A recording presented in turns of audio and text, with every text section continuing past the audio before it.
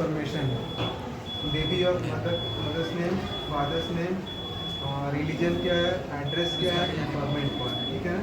उसके बाद हम लोग कहाँ से स्टार्ट करते हैं, प्रेजेंटिंग कॉम्प्लेंट क्या है, ठीक है। प्रेजेंटिंग कॉम्प्लेंट के बाद कहाँ से हम लोग स्टार्ट करते हैं, सीधे स्टार्ट करेंगे क्योंकि बर्थ में ही सारा कॉम्प्लिकेशन हुआ है, तो स्टार्ट कहाँ से होगा, सीधे बर्थ हिस्ट्री से स्टार्टिंग होगा, LMP से स्टार्ट ही करेंगे। LMP was this first trimester, so there is no any history of fever, rash or leak adenopathy or any other illness in the first trimester। वही बताना होता है ना मेन, और सिर्फ बता रही है कि फर्स्ट trimester में ये प्रॉब्लम था, क्या होता है मेनली वोमिटिंग ज़्यादा होता है, ओवर एपेटाइट होता है, तो ये सब अगर साथ में था तो उसको आपको काउंट करना है, बताना है। फिर सेकंड ट्राइमेस्टर में क्या होगा, क्या आप पूछेंगे, other illnesses, is there was there any history of fever, तो बाद में हम लोग फीवर का हमेशा हर में रहेगा, इसमें भी रहेगा, लेकिन मेनली सेकंड ट्राइमेस्टर में क्या होगा, टेटनस टॉक्सोइड का डोज पड़ा या नहीं पड़ा, कोई मदर को डायबिटीज, हाइपरटेंशन, हाइपोथायराइडिज्म और एनी अदर मेडिकल इलनेस जो है जनरली क्या सेकंड ट्राइमेस्टर में सब डायग्नोज होता है, उसमें डायग्नोज तो नहीं हुआ, जितना स्क्रीन टेस्ट करते हैं वही समय करते हैं, ये सब डायग्नोज तो नहीं हुआ था, कुछ और बता रही है तो बता देना। थर्ड ट्राइमेस्टर में क्या बताना है, लास्ट 15 डेज में मेनली फीवर का डिलीवरी से 15 डेज बिफोर कोई फीवर का हिस्ट्री है या नहीं, लोअर यूटेराइन या लोअर एब्डोमेन पेन का हिस्ट्री है या नहीं, लीकिंग पीवी का हिस्ट्री है नहीं, लीकिंग पीवी कितना कि कम से कम 12 घंटे 24 घंटे कितने घंटे का हिस्ट्री, और लीकिंग पीवी 72 आवर्स से ज़्यादा का तो बहुत सिग्निफिकेंट, 24 घंटे से ज़्यादा है तो भी सिग्निफिकेंट है। उसके बाद क्या है, लीकिंग पीवी वॉज क्लियर, जो परवेजनल डिस्चार्ज वॉज क्लियर और amniotic fluid stained, amniotic fluid stained है तो MSL बोलते हैं, निकोनियम स्टेंट का, या फिर निकोनियम स्टेंट है या नॉन निकोनियम स्टेंट है, मेरी निकोनियम, हाँ निकोनियम स्टेंट जो है। उसके बाद क्या है, फाउल स्मेलिंग है या नॉन फाउल स्मेलिंग है, तो ये क्लियर हो गया। फीवर का हिस्ट्री नहीं, लोअर एब्डोमेन पेन है कि नहीं, leaking PV, fall smelling, vaginal discharge present है, और निकोनियम स्टेंट डिस्चार्ज है नहीं, ये मेन हिस्ट्री। उसके बाद क्या कुछ बताना है, उसमें क्या बताना है, ये इंस्टीट्यूशनल डिलीवरी है, होम डिलीवरी। इंस्टीट्यूशनल डिलीवरी अगर है तो किस तरह का, प्राइवेट सेक्टर है, गवर्नमेंट सेक्टर है, उसके बाद डिलीवरी किस टाइप का था, दैट वाज वेजाइनल डिलीवरी और assisted delivery in the form of vacuum extraction और फॉर्सेप्स डिलीवरी, और इट वाज अ LSCS। तो LSCS था तो what was the indication for LSCS क्यों करना पड़ा, क्या इंडिकेशन, ठीक है। उसके बाद क्या है, baby cried immediately after birth और cried after few steps of resuscitation, तो पूरा बताना है कि after tactile stimulation, after 30 seconds of IPPV और आफ्टर चेस्ट रिट्रैक्शन, तो जो भी आफ्टर एड्रेनलिन जो भी था आपको बताना है। उसके बाद यहाँ पे जो एडमिट हुआ तो इसमें ये थी इसी मझौलिया में डिलीवरी, तो वहाँ से डिलीवरी के बाद ट्रांसपोर्टेशन कैसे हुआ, एम्बुलेंस पे हुआ, ऑक्सीजन सपोर्ट पे हुआ, ऐसे ही बच्चा को लेके हुआ चला गया, थर्मोन्यूट्रल एनवायरनमेंट मैनेज हुआ था कि नहीं हुआ, कैसे ही लेकर, ये सारा कुछ आपको हिस्ट्री बताना। फिर अब बोलोगे ट्रीटमेंट हिस्ट्री, उसके साथ साथ में अलग से ट्रीटमेंट हिस्ट्री की ज़रूरत नहीं है आपको बताने की, इसके साथ ही आप बता सकते हैं कि इसमें क्या रहा, कि लास्ट जो है बच्चा जब से एडमिट हुआ है क्या क्या था problems, multiple episodes of seizure हैं, babies on multiple anticonvulsants, babies taking feed और नॉट टेकिंग, वेदर ही और she is on expressed breast milk with कटोरी और कटोरी एंड स्पून और विथ दवाज फीडिंग और डायरेक्टली ऑन ब्रेस्ट फीडिंग, तो ये सारा हिस्ट्री बता देंगे। देख रहे हैं तो न्यूट्रिशनल हिस्ट्री इसी में चला है, और बच्चा तुरंत आ ही गया तो इम्यूनाइजेशन क्या हुआ होगा, तो आप चाहें तो एक बार में सब कुछ बता सकते हैं, और आपका मन है कि नहीं हम उसको बाइफर्केट करके बताएंगे, तो इस सारे पॉइंट्स को दोबारा से आप वहाँ भी ब्रेस्ट न्यूट्रिशनल हिस्ट्री में ब्रेस्ट फीडिंग के बारे में, दवाज फीडिंग के बारे में बता सकते हैं, इम्यूनाइजेशन में बता दें कि as the baby was sick so no immunisation was given at the time of birth, ये सब बता के आप निकाल सकते हैं। अब आते हैं हम लोग तो पास्ट हिस्ट्री का बहुत इंपॉर्टेंस कुछ है नहीं, ठीक है ना, लेकिन इसमें इंपॉर्टेंस क्या है, फैमिली हिस्ट्री। अदर सिबलिंग में क्या था, कोई कॉन्सेग्यूनिटी का हिस्ट्री नहीं है, अदर में प्री मैच्योरिटी तो नहीं था, अदर में कोई कॉन्जेनिटल मालफॉर्मेशन तो नहीं है, इसमें पेरेंटल एस्पेक्सिया, जब पहले का बेबी है क्या उसमें भी पेरेंटल एस्पेक्सिया था, या उसमें भी कोई CP का बच्चा तो नहीं है, तो ये सब आपको हिस्ट्री में मेंशन करना है, जो अदर हिस्ट्री पॉइंट। एक बार आपने हिस्ट्री खत्म कर लिया तो हम लोग आएंगे फिजिकल एग्जामिनेशन। इसके एग्जामिनेशन को हम लोग 2-3 पार्ट में डिवाइड करते हैं। पहला जो मेन करते हैं that is head to toe examination, बड़े बच्चों में एडल्ट में क्या करते हैं, वाइटल लेते हैं, उसके बाद पायलर रेक्टेरा साइनोसिस क्लबिंग लिम्फेडेनोपैथी, उसके बाद क्या करते हैं सिस्टेमिक एग्जामिनेशन। यहाँ पे नहीं है, यहाँ पे हेड टू टू होता है, यानी एक बार यहाँ से स्टार्ट कीजिए, यहाँ खत्म कीजिए, ताकि कुछ मिस नहीं हो। सारा सिस्टम इस बीच में ही बताना है, जितना भी सिस्टम आ रहा है थोड़ा सा बड़ा होता है, तो लेकिन उसको भी हम लोग थोड़ा बाइफर्केट कर देते हैं, ताकि जो है ना सामने वाला जो एक्सटर्नल हो तो समझ में आए कि मैंने क्या क्या किया है। तो we will start with vitals. Vitals में क्या करेंगे, सबसे पहले जब कोई फिजिकल एग्जामिनेशन करने जा रहे हैं, सबसे पहला स्टेप क्या करेंगे, अंदर आने से पहले जितना हम लोग पहन के आए, इसको पहन के नहीं आना था, यहाँ पे नहीं इस तरह से है तो हम पहन के आ रहे हैं। दूसरा क्या है, हैंड वॉश करते हैं। हैंड वॉश कैसे करना है, पहले आपको सोप एंड वाटर से करना है एंट्री के बाद, और बाकी एक को एग्जाम कर लिया फिर दूसरे को करना है, तो उतनी बार तो सोप एंड वाटर नहीं यूज़ कर सकते, तो फिर क्या क्या यूज़ करना है, सैनिटाइजर यूज़ करना है। तो कैसे यूज़ करेंगे बताइए, बताइए ना, कोई एग्जाम थोड़ी हो रहा है, बस बताइए क्या क्या स्टेप्स होंगे। चलो चलो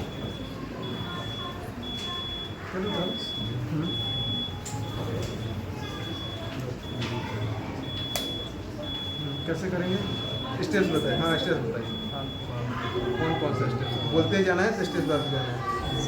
बहुत आसान है, सुमन की है ना, उसमें कैसे करना है, आपने कुछ भी तो बहुत आसान है, उसको ऐसे ही क्या करना है। एक तो अच्छा खासा सैनिटाइजर होना चाहिए आपके पास, ठीक है ना, और एस पर सीधा उल्टा, दोनों हाथ का उल्टा जाए, ठीक है ना। उसके बाद ठीक है, तो ये पूरा जाएगा, ठीक है। उसके बाद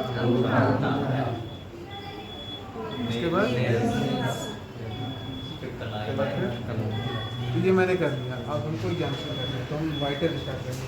वाइटल सबसे पहले क्या लेना है, हार्ट रेट, उसके बाद रेस्पिरेटरी रेट, रेस्पिरेशन, उसके बाद बीपी की जगह यहाँ पे क्या है, सीआरटी, कैपिलरी रिपीट टाइम, और क्या है, कलर ऑफ द बेबी, और फिर क्या है, टेम्परेचर ऑफ द बेबी। तो पहले हार्ट रेट देखना है, तो दो तरीका है देखने का। अगर बच्चे का अम्बिलिकल कॉर्ड तुरंत का बच्चा होता है, तो डायरेक्ट अम्बिलिकल कॉर्ड को टच करके आप कितना 6 सेकेंड 1 2 3 4 5 6 सेकेंड देखें, मल्टीप्लाइड बाई 10।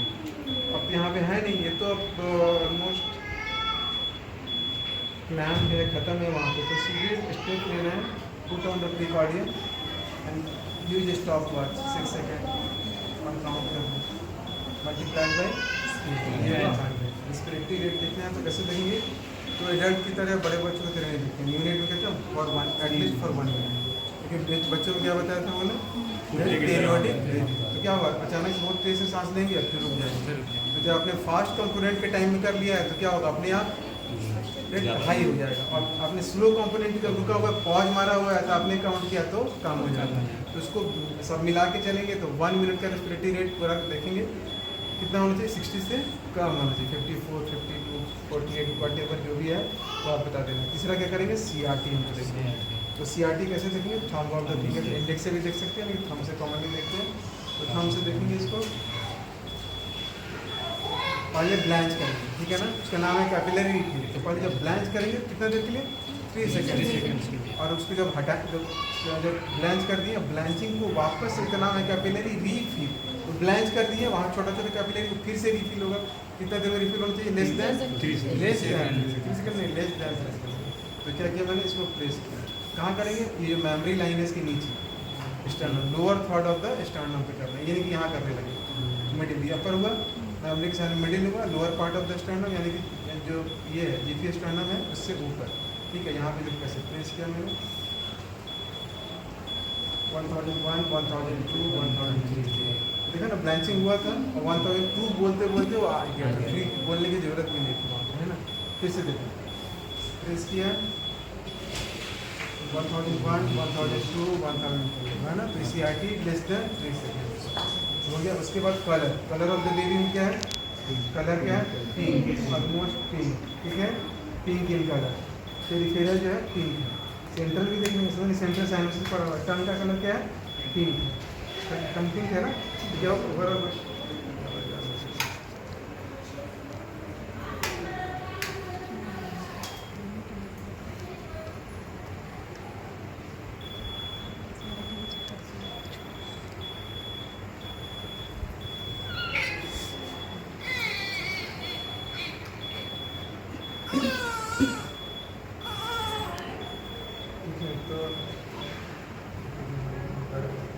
सर्वो कंट्रोल है, यानी कि इससे आपको ये प्रोब जो है ना यहाँ से हटना नहीं चाहिए, प्रोब यहाँ लगे रहना चाहिए।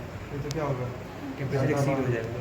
हाइपर टेम्परेचर आ जाएगा, तो फिर आपको टेम्परेचर ज़्यादा रहेगा ना, तो धीरे धीरे क्या होगा, जैसे जैसे टेम्परेचर ये बढ़ता जाएगा, तो प्रोब सेंस कर रहा है हीटर आउटपुट, तो हीटर कम होते जा रहा है, पहले मैक्सिमम पे था, मिनिमम पे आएगा, ठीक है ना। तो ये है सर्वो कंट्रोल डायरेक्ट मैनुअल 6.1।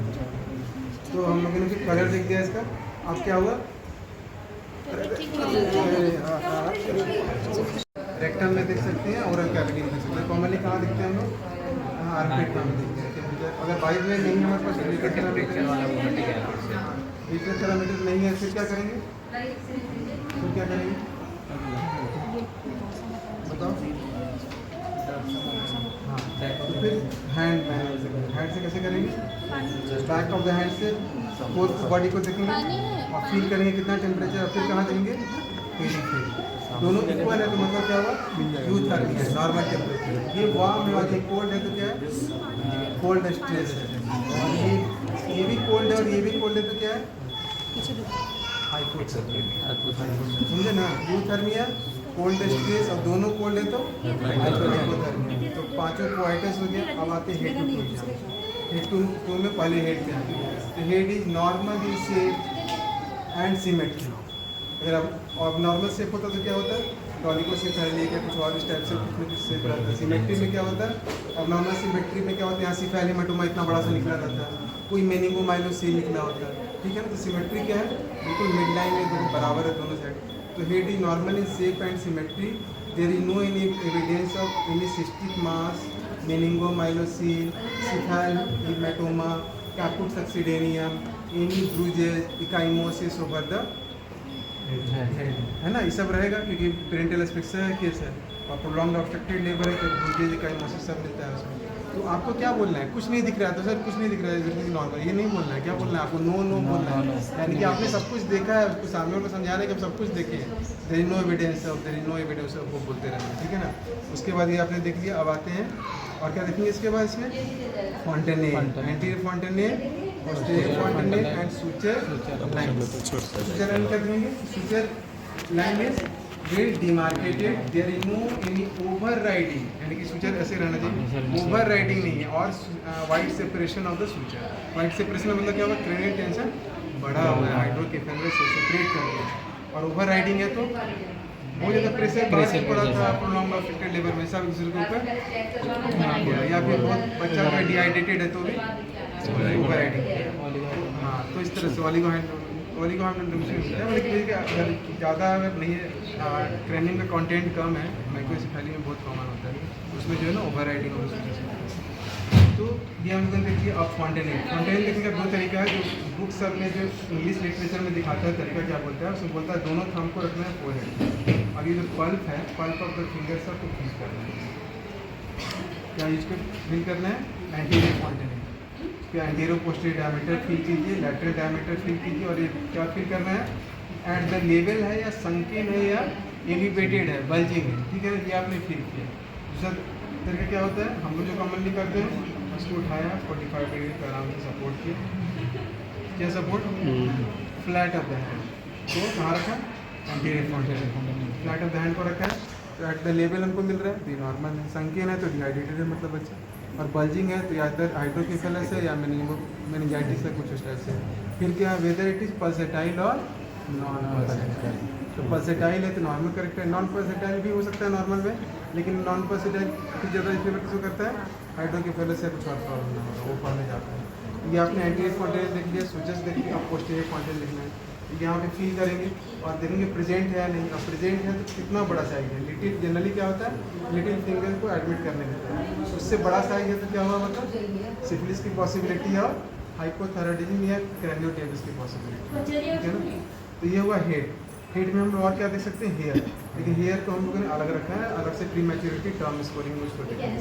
अब आते हैं हम लोग फेस पे क्या देखेंगे, there is no any facial dysmorphism, इसका मतलब हुआ कि shape and size symmetry of the face is normal, कोई डिसमॉर्फिज्म में क्या हुआ, जैसे कि डाउन सिंड्रोम का बच्चा, तो क्या होगा, आपको मंगोलॉइड स्लैंट रहेगा, नेजल ब्रिज डिप्रेस रहेगा, कैट्स आई रहेगा, है ना, टर्नर सिंड्रोम अलग टाइप से दिखाई, तो कोई उस टाइप का सिंड्रोमिक बेबी नहीं है। डिस्मॉर्फिज्म मतलब क्या हुआ, सिंड्रोमिक बेबी कोई नहीं है ना। There is no any obvious facial dysmorphism. Forehead is normal, eyebrow is scanty, है ना, बहुत कम है, बहुत क्लियर नहीं है।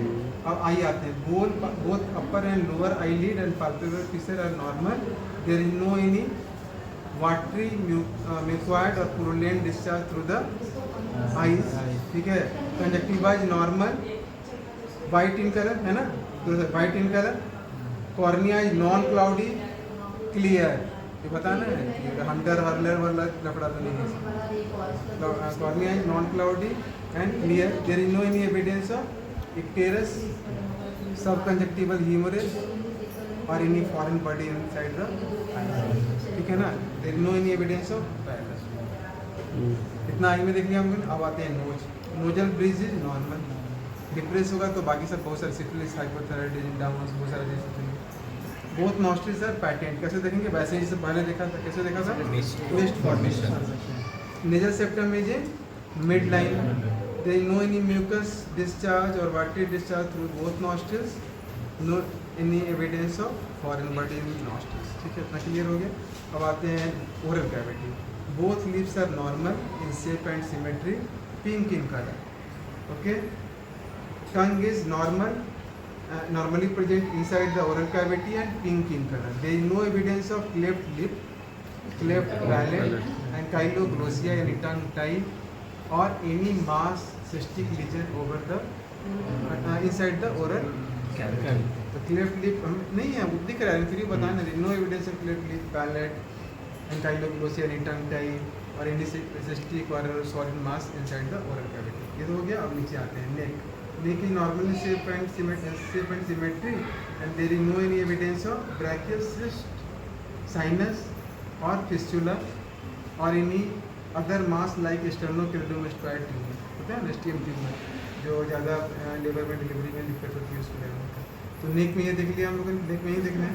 अब नीचे आते हैं chest, chest is normally shape and symmetry, breast nodule को छोड़ दिया हम लोगों ने अलग से एग्जामिनेशन करने के लिए, ठीक है। Now is moving symmetry, both side of the chest are moving symmetrically with the respiration, ठीक है। ऑस्कल्टेट कर लीजिए यहाँ, एयर एंट्री इज बायलैटरल, यानी कि जो भी रेस्पिरेटरी से भी सब ये हेड टू टो में जा रहा है ना, air entry is bilaterally symmetrical, heart rate is 136 per minute, regular in rhythm, there is no any irregularity, radial and brachial pulses are well palpable, popliteal pulse well palpable, ठीक है ना। ये सब कुछ हो गया, सीबीएस कर लिया आपने, रेस्पिरेटरी भी देख लिया। उसके बाद नीचे इसके आएंगे abdomen, abdomen is normal shape and symmetry and moving more with the respiration then the chest, so the respiration is of abdominal thoracic cap. Abdomen is in umbilicus is in the mid line, okay. umbilical stump is attached to the umbilicus. There is no any mucus discharge, blood stain discharge, watery or mucopollulant discharge through the umbilicus. There is no any evidence of erythema or induration around the umbilicus and umbilicus surface. तो ये सब मतलब बोल रहे हैं, मतलब ये सब मैंने देखा है इसलिए मैं बोल रहा हूँ, ये आपको बोलना है वहाँ पे, ठीक है ना। फिर एब्डोमेन और क्या देखेंगे हम लोग, इसको पाल्पेट करके देख लेंगे, है ना, लीवर के लिए पाल्पेट कर लेंगे और स्प्लीन के लिए पाल्पेट कर लेंगे, पैराटेबल है कि नहीं किडनी इसके लिए देख लेंगे, सुप्राप्यूबिक देख लेंगे कि इसका ब्लैडर जो है फुल है या फिर एम्प्टी, ये करके हम निकल जाएंगे। तो ये वो umbilicus, there is hernial sites are intact, there is no any swelling और mass over the hernial sites, ये क्लियर है। उसके बाद आते हैं हम लोग जेनेटिलिया में, जेनेटिलिया को हम अलग रख लेते हैं, टर्न और प्री टर्म को डिफ्रेंशिएट करने में जाएंगे, ब्लड स्कोरिंग अलग से हम कर रहे हैं। अब एक्सटर्नल कुछ बोले सर ब्लड स्कोरिंग उसको अलग से बताएंगे, आप बोलिएगा तब भी बता देंगे, तो ठीक है, समझ जाए कि हम अलग से ब्लड स्कोरिंग बताएंगे आप। तो आपने देख लिया। उसके बाद lower limb is normal in shape, symmetry and colour, there is no any evidence of CTE और क्लब, ठीक है, हो गया। तो ये हेड टू टो सामने से हुआ, हम लोग मिस क्या कर जाते हैं, बैक, अक्सर बैक मिस कर जाते हैं, बैक देखेंगे। Spine is in mid line, no evidence of kyphosis, scoliosis, back other there is no any evidence of cystic mass lesion or any other solid mass over the back, no evidence of sacral sinus or fistula or tuft of hair over the lumbosacral region, यानी कि क्या हुआ, और इनी evidence of मेनिंगोमाइलोसिस। तो ये हम लोगों ने एविडेंस, तो सैक्रल साइनस नहीं है, फिस्टुला नहीं है, टफ्ट ऑफ हेयर नहीं है, तो ये हम लोगों ने ये क्लियर कर ले रहे हैं, कोई इसको न्यूरोलॉजिकल न्यूरल ट्यूब डिफेक्ट तो नहीं है। और उसके बाद फाइनली क्या देखेंगे, लास्ट में हम जो बिल्कुल मिस नहीं होना चाहिए, anal opening is patent and baby is passing stool as per the instruction. या दूसरे में पास किया होगा, पास किया, ठीक है ना। तो ये हुआ हेड टू लो एग्जामिनेशन, है ना। अब आते हैं हम लोग blood scoring, modified blood scoring. उसमें दो है, एक है फिजिकल मैच्योरिटी स्कोरिंग और दूसरा क्या है, न्यूरोमस्कुलर स्कोरिंग। तो न्यूरोमस्कुलर का बेसिस क्या है, टोन एंड जॉइंट स्टिफनेस। तो टोन क्या होगा, प्री टर्म में टोन कम होगा, टर्म में टोन ज़्यादा होगा। तो टोन वाला बच्चा कैसे रहेगा, और प्री टर्म वाला बच्चा, हालांकि यहाँ बिल्कुल सही सब सिक बेबी है, इसलिए आप उस तरह से तुलना नहीं कर सकते। वो टर्म बेबी है लेकिन उस तरह से बिहेव करने से कुछ है ही नहीं, क्योंकि ऑलरेडी दो एंटी कन्वर्सेंट पे पड़ा हुआ है, उसमें क्या रिफ्लेक्स आपको दिखाई।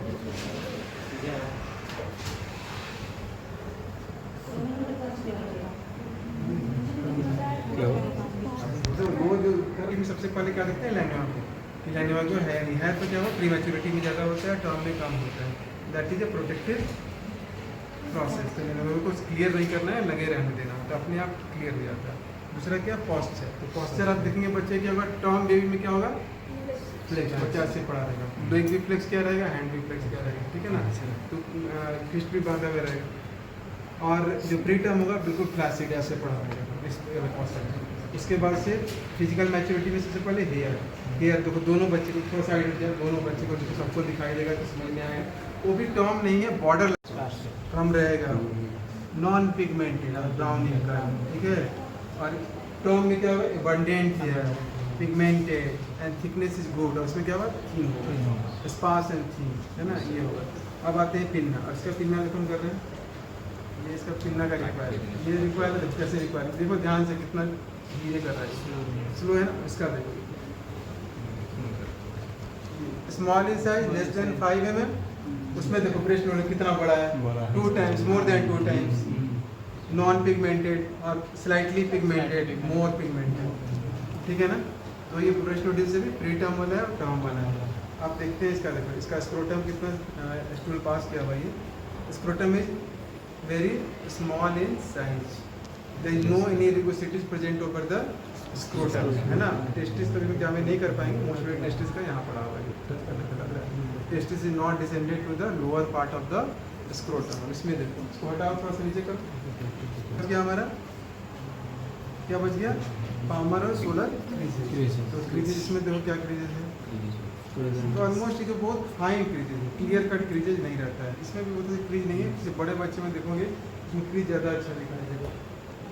थोड़ा बेसिस है टोन एंड जॉइंट स्टिफनेस। तो टोन किस में कम होगा, प्री टर्म में, टोन में टर्म में ज़्यादा होगा, और स्टिफनेस प्री टर्म में स्टिफनेस ज़्यादा होगा, और जॉइंट मोबिलिटी अच्छा किसमें होगा, टर्म में। तो सबसे पहले हम लोग कर रहे हैं अपर लिंग में स्कार्फ साइन। स्कार्फ में क्या होता है, ये स्कार्फ लिया हम लोगों ने और ऐसे फेंका, ऐसे ही करते हैं ना, इसको उठा के ऐसे फेंकते हैं, ये स्कार्फ साइन में क्या देखते हैं, एल्बो को उठाते हैं, बच्चे को इधर मिड लाइन में रखना है, बच्चा को ये उधर टिल्ट नहीं होना चाहिए, बच्चा बिल्कुल मिड लाइन में होना चाहिए, और इसके एल्बो को हम लोग इस side cross, mid line cross कर रहा है, मिड लाइन क्रॉस कर रहे हैं, टोन कम है। अब कितना क्रॉस कर रहा है, 1 2 3 4 5 ब्लड स्कोरिंग, उसके अकॉर्डिंगली आपको स्कोर करना, तो उतनी जरूरत नहीं, पी लोग करना, ठीक है ना। तो ये स्कार्फ साइन हुआ, ठीक है, इस साइड जाए, इसे इसको इधर ले आएंगे तो इधर ये स्कार्फ साइन हुआ, ठीक है ना, जो मिड लाइन क्रॉस कर रहा है।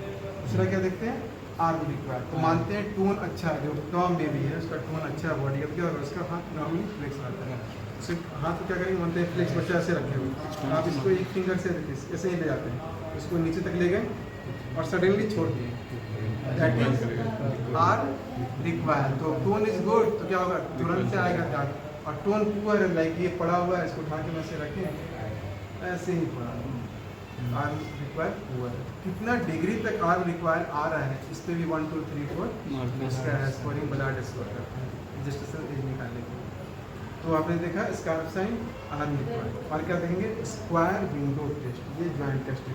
इसको जो है ये वाला पार्ट इसमें टच कर रहा है, पूरा टच हो रहा है नहीं टच हो रहा है, ये पूरा एक विंडो बन रहा है, देखिए विंडो बन रहा है, दिस इज स्क्वायर विंडो, ठीक है ना। तो यहाँ पे देखो टच करने का ट्राई कर रहे हैं, टच नहीं ना हो रहा है, पूरा इतना बना रहा है, ये पूरा बना स्टिफ, ये जाकर ट्राई कर रहे हैं कि इसको जाकर इसमें सटा दें, इस वाले पार्ट को इसमें सटाते हैं ऐसे, लेकिन ये जॉइंट स्टिफ देख रहे हो ना, पूरा नीचे नहीं जा रहा है, ये इसमें नहीं जा, इसमें देखो दिखाता हूँ,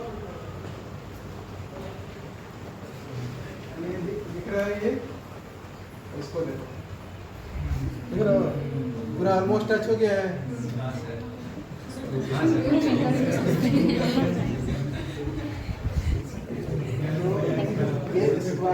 क्या बोल रहा है चेस्ट पे डालोगे, that is knee chest position, knee chest पे डाला और इसको ओपन अप किया, तो टोन ज़्यादा होगा तो क्या होगा ओपन कम होगा, और टोन कम है तो ओपन ज़्यादा होगा। इसको ये जो एंगल बना रहा है पॉप्लिटियम पे, ये पॉप्लिटियल एंगल कितना है, कितना डिग्री तक बना रहा है, उसके अकॉर्डिंगली 1 2 3 4 हम लोग देखते हैं। तो आपको दिखाना है कि पॉप्लिटियल एंगल कैसे देखते हैं, आपको 1 2 3 4 नहीं पता है, इसका क्या करते हैं पॉप्लिटियल एंगल, पॉप्लिटियल जो है ना पॉइंट जो है पॉप्लिटियल, इसको पॉप्लिटियल एंगल, नी को चेस्ट पे डाला, ठीक है ना, ये एंगल है, इस एंगल को ओपन करो, मैक्सिमम कितना ओपन होगा अराउंड 120 है ना, इस तरह से जितना फ्री टर्म होगा उतना ज़्यादा ओपन होगा। और हील ईयर टेस्ट, हील को टच करो, ईयर सर इसका क्या टोन कम है तो आराम से टच हो जाएगा, और टोन ज़्यादा है तो क्या ये पे रुक जाएगा, इसके ऊपर आप नहीं। तो बेसिक्स क्या है, टोन एंड जॉइंट मोबिलिटी, तो ये है मॉडिफाइड ब्लाड स्केल, इसके अकॉर्डिंगली 1 2 3 4 जो भी पॉइंट्स हैं वो करेक्ट करते हैं, सारे पॉइंट्स को एग्रीगेट करते हैं, 36 में से 32 आया 30 आया, उसके अकॉर्डिंगली उसको चार्ट में दिया रहता है जेस्टेशनल एज क्या होगा। तो मानते हैं कि हमको लग रहा है LNP से हम लोगों ने कॉन्स्टिट्यूशनल एज जोड़ा इसका 32 वीक्स, मॉडिफाइड ब्लाड जब किया तो आ रहा है 29 वीक्स, तो बेबी इज स्मॉल फॉर ठीक है इस टाइप से। तो एक इसके लिए भी करते हैं और दूसरा किसके लिए करते हैं, वेट से भी करते हैं, स्मॉल और लार्ज का जेस्टेशन इंट्रायूटेराइन ग्रोथ चार्ट है, 36 वीक का बेबी का इतना वेट होगा मीडियम वेट, 34 वीक की बेबी का इतना वेट होगा, 39 वीक का इतना होगा, उससे भी स्मॉल फॉर, तो ये बेसिकली स्मॉल फॉर जेस्टेशन में लार्ज में उस यूटेराइन चार्ट के लिए ज़्यादा है दैन न्यूरो, इसके यहाँ पे मेनली वो न्यूरोमस्कुलर स्कोरिंग ज़्यादा देखते हैं, ठीक है ना, कि इसका CNS डेवलपमेंट कितना सही है कितनी एज के पास। तो ये हुआ, लास्ट में क्या देखेंगे रिफ्लेक्सेस, तो रिफ्लेक्सेस तो नॉर्मल बच्चा कोई है नहीं कि यहाँ दिखाया, हम रूटीन देखते हैं, रूटीन क्या होगा एंगल ऑफ द माउथ को यहाँ टच करते हैं, और बच्चा भूखा है तो क्या होगा टिल्ट करेगा, और ज़्यादा है और टर्म बेबी बढ़िया है तो क्या करेगा पूरा का पूरा मेरे फिंगर को अंदर ले लेगा है ना, और सक कर लेगा, ठीक है ना, तो क्या हुआ सकिंग रिफ्लेक्स। उसके बाद से सकिंग कर रहा है, साथ में स्वेलिंग भी देखेंगे, स्वेलिंग कब आता है, सकिंग कब आता है, रूटीन कब आता है, कब खत्म होता है, ये जाकर आप बुक से पढ़ लेंगे, ठीक है। तो स्वेलिंग कर रहा है नहीं कर रहा है इसे पता चलेगा यहाँ के मूवमेंट से, ठीक है ना, तो रूटीन सकिंग स्वेलिंग। उसके बाद मोरोज देखना है हमको, तो मोरोज में क्या करेंगे, upper half of the trunk with head को बच्चे को 45 डिग्री देंगे, लोअर पूरा पूरा बेबी को नहीं उठाना, ये पूरा ये वाला इस तरह से रहेगा, लोअर पार्ट को बेड पे, हाँ बेड पे ही वो सस्टेन करेगा, ठीक है। बच्चे को लिया हम लोगों ने, नेक को मेन इसमें क्या है, नेक को फोल्ड करना है और फिर ट्रंक को पकड़े रहना है, सपोर्ट करते रहना है, और हेड को छोड़ देना है, फ्लॉप कर देना है, ठीक है ना। ये किया मैंने हो गया भाई।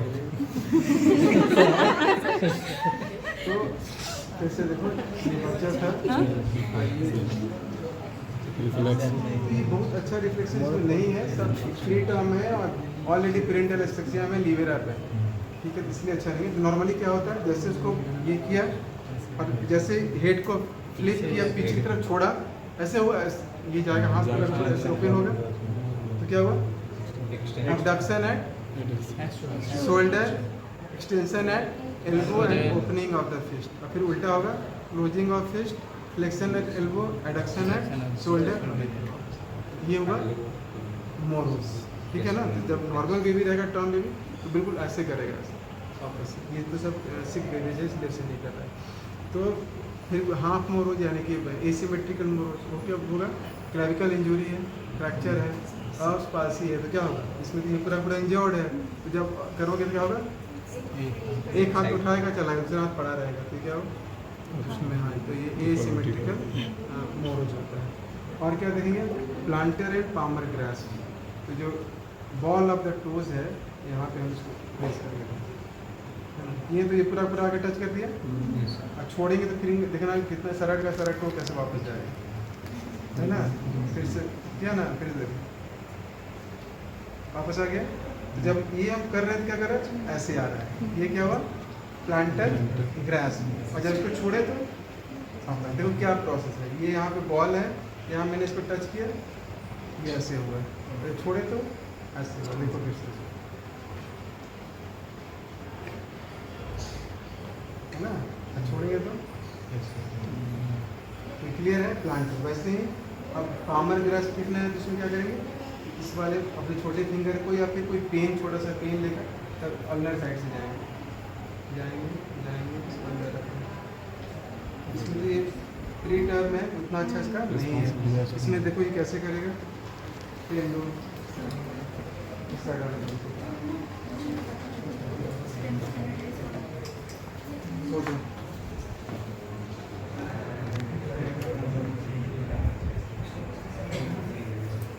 इसका देखो ये कैसा रहता है, प्लांटर ग्रास और पामर ग्रास। क्या हुआ है, नहीं ठीक है, वैसा ही है, मेरे से निकल गया। ये है ना,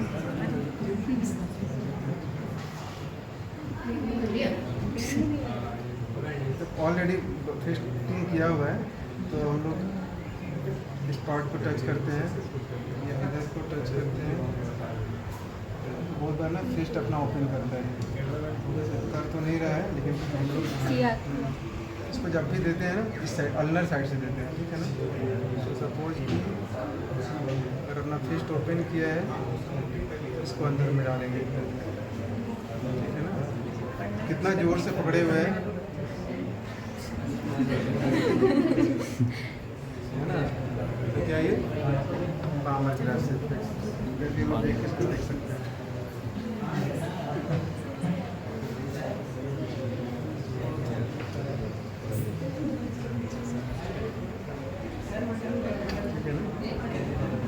हालांकि सब जो बिल्कुल टर्म नॉर्मल बच्चा को देखोगे ना, उसमें बहुत अच्छा सा है। इसके अलावा और कौन सा रिफ्लेक्स रहेगा, एसिमेट्रिकल टोनिक नेक, असिमेट्रिकल टोनिक नेक और पैरासिम्स। तो आप देख लीजिएगा, उसको दिखाने को नहीं बोलता है कभी भी। बाकी तो आपसे इतना दिखा देंगे तो बाकी थ्योरी का ही वाइवा होगा, कब कौन सा रिफ्लेक्स आता है, अपीयर होता है, कब डिसअपीयर होता है, और परसिस्टेंट रहता है इस एज के बाद भी, तो उसका क्या सिग्निफिकेंस है सीपी में या फिर किसी और में। सिमेट्रिकल कब मिलेगा, सिमेट्रिकल कब। तो क्लियर है ना। वाइट क्या क्या देखा आपने, पहला वाइट है, फिर हेड टू टू, फिर मॉडिफाइड ब्लड में पहला फिजिकल मैच्योरिटी, फिर न्यूरोमस्कुलर स्कोरिंग, उसके बाद से। और एक चीज़ हम लोगों ने मिस किया, क्या मिस किया, पहले जो कर लेना था, इसके पहले सबसे पहले क्या करना था, जो छोड़ दिया, हिस्ट्री के बाद ही कर लेना था, वो था एंथ्रोपो। जैसे क्या क्या करना था उसमें, वेट, लेंथ, वेट तो होगा नहीं, लेंथ कैसे लेंगे, इन्फेंटोमीटर से, जो तरीका बताया था उससे लेंगे। इन्फेंटोमीटर से वेट ले लेंगे आपको, और फिर इन्फेंटोमीटर से लेंथ ले लेंगे।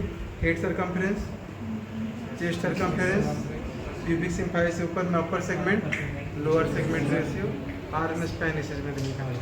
तो ये इतना सारा क्या हुआ, एंथ्रोपोमेट्री भी पहले हमको बोल के तब आगे वाइटल साइड में हुआ।